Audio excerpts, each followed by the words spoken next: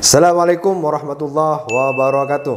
Jumpa lagi dengan saya di channel Kang Hayat. Pada kesempatan kali ini saya akan mengulas tentang cara untuk membiasakan diri kita agar mahir menulis.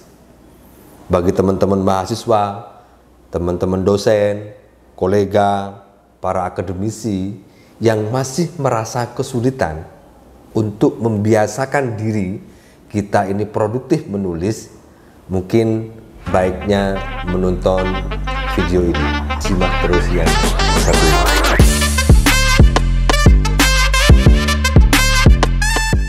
Hal apa saja sih yang perlu diperhatikan untuk membiasakan diri dalam praktek-praktek penulisan menuju penulis yang profesional? Yang pertama, jika ingin menjadi penulis, maka bisa dimulai dengan menulis apa saja, misalnya di wall Facebook, terkait dengan pengalaman, terkait dengan peristiwa-peristiwa yang terjadi, hal-hal apa saja yang ingin diberikan kepada masyarakat melalui wall, yang penting ditulis. Atau di Instagram, atau di media-media sosial yang lain yang bisa kita manfaatkan untuk bisa tulis, atau di laptop kita.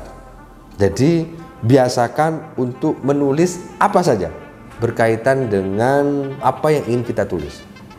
Dengan begitu maka kebiasaan-kebiasaan itu yang sering ketika kita menuangkan ide dan gagasan dalam bentuk-bentuk lain atau seperti diari, itu menjadikan kita terbiasa merangkai kata menjadi kalimat yang kemudian bisa melahirkan sebuah bahan bacaan yang epik. Yang kedua, menulis itu tentu harus disesuaikan dengan kemampuannya. Kita sibuk, kita banyak pekerjaan.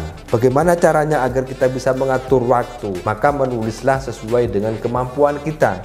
Kita mampunya menulis itu berapa jam dalam sehari? Kita menulis itu mampunya berapa lembar dalam satu kali duduk misalnya. Pastikan kemampuan kita itu harus kita praktekkan. Oh, ternyata saya mampunya menulis itu hanya 2 halaman dalam satu hari. Nah, itu dilakukan, dirutinkan. Kalau itu dirutinkan setiap hari, maka insya Allah dan saya yakin teman-teman semua akan menjadi orang yang produktif menulis. Yang ketiga, tulislah yang ringan dan mudah. Nah, contoh misalnya membuat tulisan berkaitan dengan sejarah Kota Malang. Nah, ketika kita mencintai sejarah, maka tulislah buku yang berkaitan dengan sejarah Kota Malang, ditulis dari perspektif kita. Atau menulis sesuai dengan bidang ilmu kita. Karena kita misalnya ngajar mata kuliah A, tulis tentang mata kuliah A.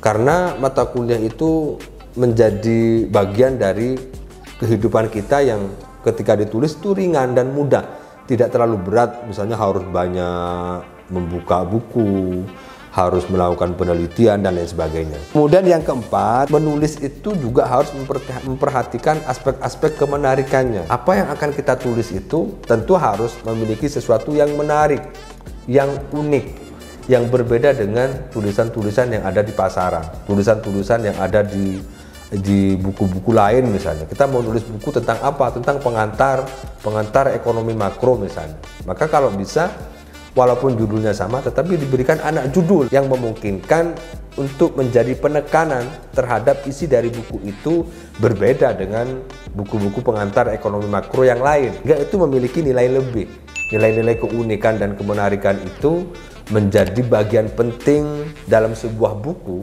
menciptakan energi positif bagi pembacanya. Kemudian yang terakhir, jangan hanya berpaku pada nulis buku saja, nulis artikel saja, agar kita memiliki keberagaman bentuk-bentuk karya yang kita hasilkan. Contoh misalnya di sela-sela nulis buku ya nulis artikel, di sela-sela nulis artikel ya nulis opini, nulis esai, kalau bisa nulis pantun enggak apa-apa. Itu jauh menjadi bagian dari healing penulis itu seperti itu.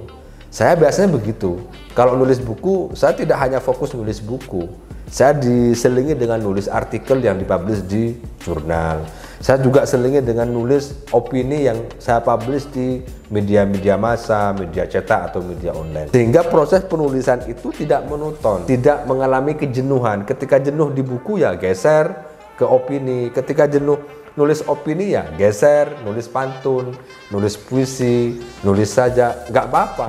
Fiksi dan non-fiksi, tetapi tetap harus menjadi proses pembelajaran kita. Sehingga pembiasaan menulis itu bisa semakin mengkarakter ke dalam diri kita. Semoga bermanfaat, terutama bagi teman-teman penulis pemula. Terus semangat dan produktif. Jangan lupa subscribe, like, dan share. Jika ada pertanyaan, bisa disampaikan di kolom komentar. Insya Allah saya jawab. Terima kasih. Assalamualaikum warahmatullahi wabarakatuh.